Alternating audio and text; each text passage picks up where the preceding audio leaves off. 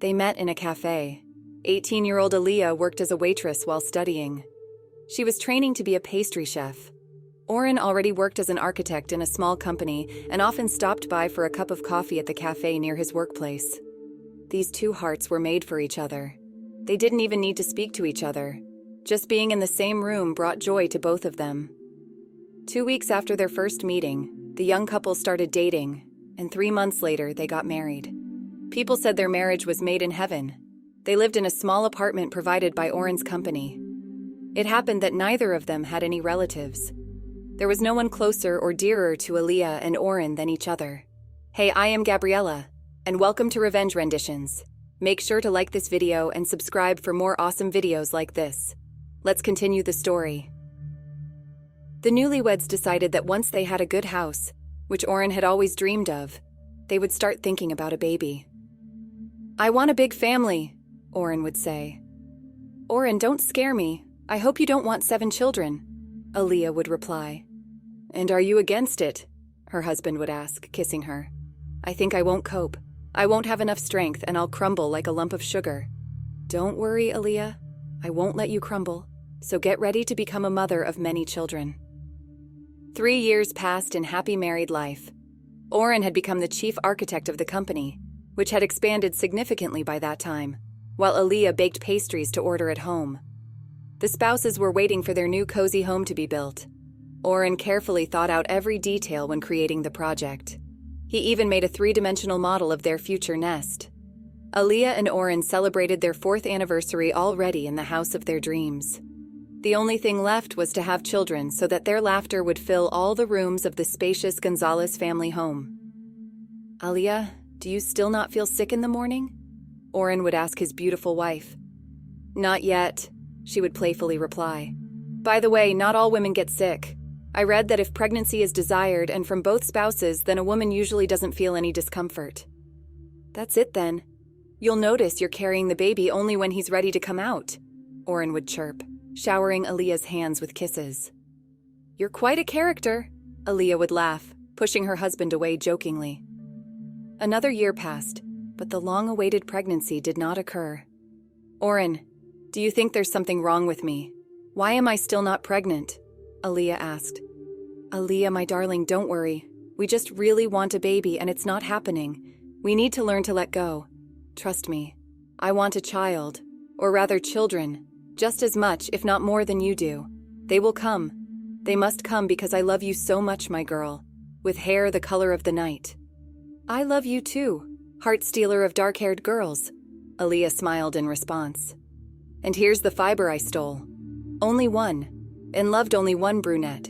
Even if you had transparent hair, I would still fall madly in love with you." His voice carried such warmth and tenderness that Aliya felt calm and lighthearted. "You have a uterine bend, Sonora Gonzalez," the doctor said slowly. "The chance of pregnancy is 1% out of 100. "And what?" Aliya began with a trembling voice. "Nothing can be done, unfortunately." "No, I'm very sorry," the doctor concluded. Aliya returned home and collapsed onto the bed, burying her face in the pillow. "Why? Why did this have to happen to me? Why did this happen to us?" the woman cried, pounding her fists on the pillow.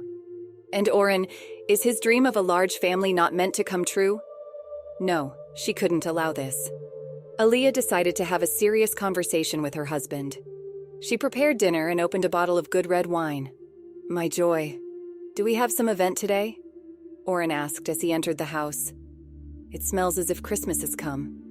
"I just wanted to make you happy," Aliya replied during dinner. Aliya could hardly eat. Everything was slipping from her hands. "What's wrong, my little bird?" Oren asked worriedly. "Are you feeling unwell?" "No, we just need to talk. Did something happen? Tell me. We're a family, Oren. We should part ways." "What? Did I offend you somehow? You must be upset that I spend too much time at work," Oren said, concern evident in his voice. "No, my dear," Aliya replied, placing her hand on her husband's. I have no right to deprive you of the joy of becoming a father, Aliya. Listen." "No, Oren, listen to me first. I went to the doctor. I can't have children. 1% out of 100.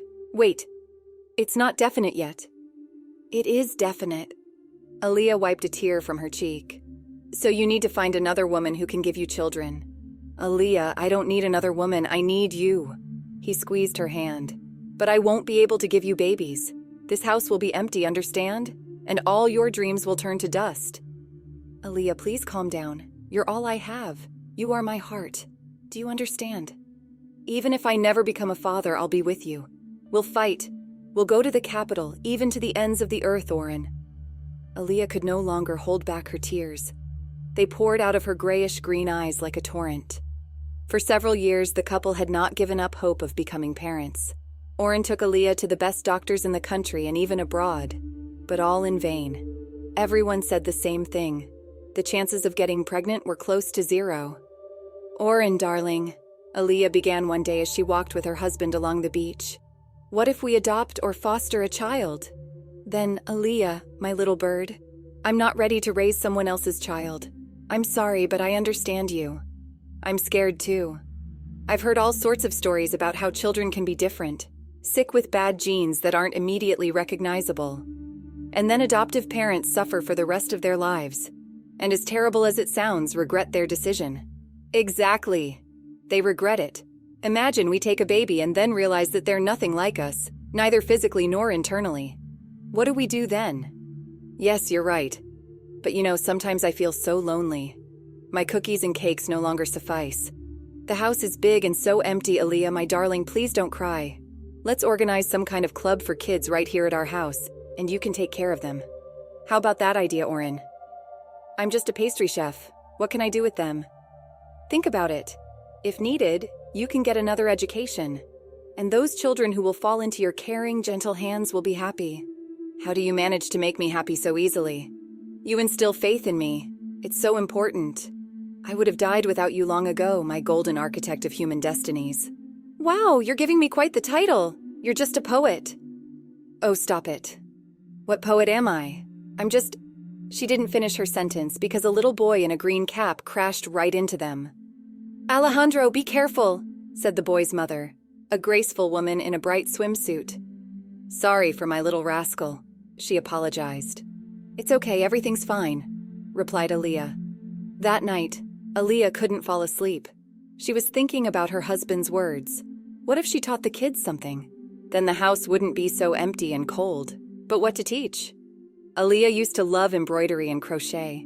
Yes, she could spend hours crafting. School friends were amazed by her diligence and precision. It's decided. She would teach the children embroidery and crochet.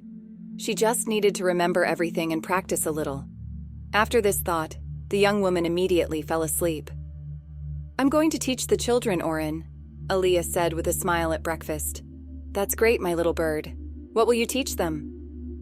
How to become as sweet as you. Oren, I'm serious. You're always joking.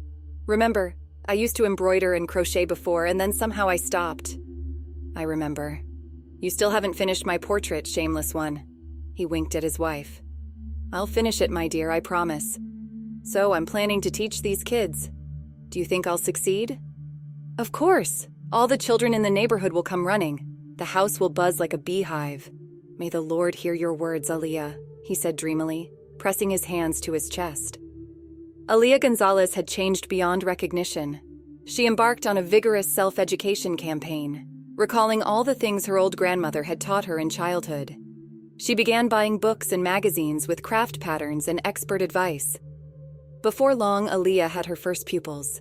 They eagerly came 2 or 3 times a week to learn handicrafts with their kind and sensitive teacher. The house buzzed, just as Oren had promised. Aliya was happy. She was needed by these girls she knew how to delight and surprise.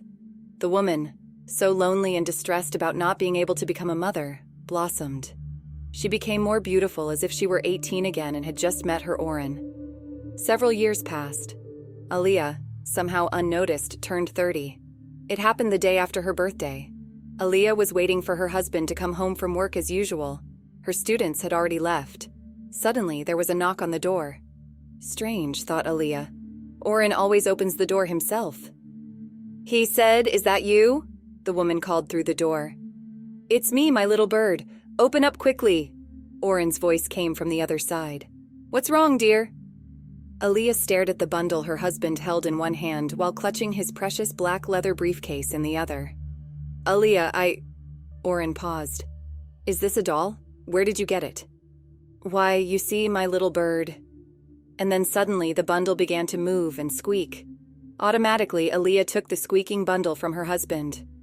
Oren, it's a baby! Who is it? I don't know, my joy, he replied calmly. I found her by the roadside, lying in a rickety basket right under a bush. I couldn't just walk past. Oh my God, this is a heaven-sent gift, Oren. Why did you say she was lying? Look at this little face. It's a girl. She even looks like you. Yes, such a lovely face, Aliya said tenderly, gazing at the baby's face. She's my girl, my daughter. I won't give her to anyone. So Oren and his beloved wife became parents. Monica grew up to be a lovely girl. Everyone around said she resembled Aliya a lot. No one even suspected they weren't blood-related. Mama, do you love me? Little Monica asked as Aliya tucked her into bed. Of course, I love you, my little flower, more than anything in the world. And what about Dad? I don't have anyone dearer and closer to me than you two, Monica replied. Sleep, my little one. Will you teach me to knit and embroider like you teach the girls who come to our house? The girl continued, holding her mother's hand. I will, my sunshine. I will teach you. But for now, close your eyes. Are we going to the sea tomorrow? The daughter asked again. Monica, it's already late. You need to sleep. But yes, tomorrow we will go to the sea, Aliya said, kissing her on the cheek tenderly. Monica was a curious and kind girl. She dreamed of becoming a teacher for elementary school children. She always had many friends.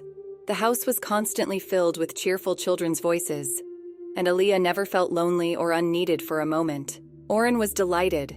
He adored his daughter and spent all his free time with her and his wife. It was a really friendly and happy family. Oren's dream of a large family did not come true, but he had the hearts of his beloved girls. Monica did not abandon her childhood dream of becoming a teacher and entered a pedagogical college. She was the best student in her class. Everything came easy to her, and ideas poured out of this energetic girl like lava from a volcano. Monica graduated from college with honors and immediately started working in a school. Sweetie, why do you want to go to a regular school? Oren asked one day. Dad, what do you mean by regular school? I could arrange for you to go to a private elite one. But I don't want anyone to arrange anything for me, Daddy. I want to achieve everything on my own. And besides, I want to work with children from ordinary families. Monica, I have nothing against ordinary. As you say, people. But you're such a great specialist. You deserve more. No, Dad. I want these kids from poor families to become smart, believe in themselves, and achieve a lot in their lives. All right, my butterfly fly, I understand. You're a teacher sent from above. Soon after starting her job, Monica met a guy she fell head over heels in love with. His name was Antonio. He was handsome and always joking.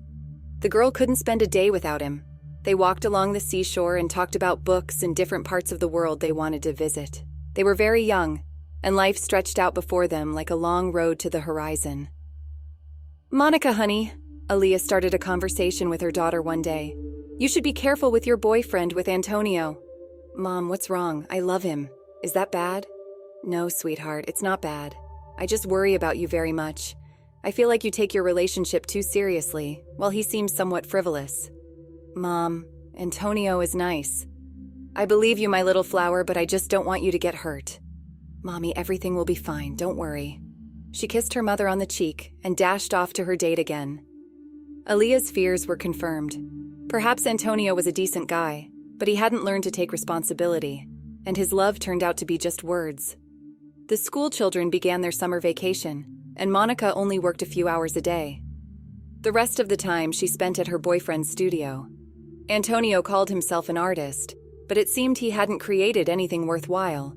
Yet one day, returning from her friend's place, Aliya found Monica in the living room.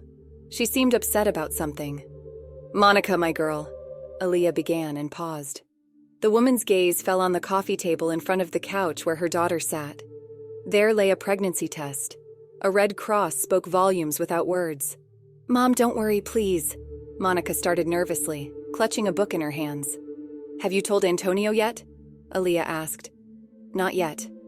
Then go ahead, text him and send a photo of the test. Do you think that's the right way to do it, rather than telling him in person? Yes, I think so. Men, they need some preparation to grasp the situation. Mommy, I thought you'd be beside yourself with this news. But you're smiling. You're the best mom in the world. Why should I be beside myself? It's time for me to become a grandmother. Otherwise, I won't have the strength for grandchildren later. I'll become too old. She sat down beside Monica and hugged her, stroking her daughter's hair. Mom, you'll be the youngest and most beautiful grandmother in all of Spain. Placing her head on her mother's shoulder, Monica said. Let's just send Antonio the photo already, Aliya said with childlike excitement. Do you think you'll be happy? The girl pondered. I think so, yes. He's an artist, sensitive by nature. There was no response from the future father. He hadn't been online since morning. Mom, I'm worried. Maybe it's better to go to his studio and talk. Okay, darling, just be careful. Aliya hugged her daughter. Okay, I'll be back soon. Stay in touch. Monica nodded, slipped her phone into the pocket of her light beige trousers, and dashed out of the house. The girl returned half an hour later. So, did you talk? Aliya greeted Monica, standing by the flower bed right next to the house. No, his studio is closed. And the person who sells books in the same building said he packed up and left around 9 in the morning. Did he say anything about a trip? No, he didn't say anything at all. I called Mom, but he's not answering. He simply ran away. Who knows what made him leave? Mom, if he loves, he would say. He's forced to leave. Tears welled up in the girl's eyes. Don't cry, my dear. Let's wait. Life brings all sorts of things. Aliya comforted her daughter. The bookshop owner told me he seems to owe a lot to the landlord. He ran away, and I foolishly believed him. Believed in his love. You were right, Mom, to warn me to be more careful with Antonio. Why didn't I listen to you then, Mom? Why? Feelings, darling. Feelings. Don't get upset. It's bad for you and the little one, too. Let's go drink some tea instead. I made Turin. You love it, don't you, my sweet tooth? Let's go. Mom, did you tell Dad? I'm sorry, sweetie. I couldn't hold it. And I told him everything. And what did he say? Is he going to scold me? You're in for a surprise. He's planning to buy you a car for the baby's birth. Oh, I've ruined the surprise again, Aliya said, covering her mouth with her hand. I need to be punished. Your dad and I are depriving you of Monica chuckled. Oh no, not that. Aliya burst into laughter. Leah was born a little early, but both mother and daughter felt fine, and they were quickly discharged home. Oren and Aliya had prepared well for their daughter's arrival. The baby's room was already set up. The parents thought of everything down to the smallest detail, from wallpaper to pacifiers. Our granddaughter will have everything a little princess could dream of, Oren said to his wife as they drove to pick up their girls from the maternity hospital. Father also took care of a separate room and other conveniences for his daughter and granddaughter in advance. All the love he planned to give to his large family, he now poured onto his 3 beloved women, his wife, daughter, and granddaughter, Leah. Leah grew up as a mischievous tomboy.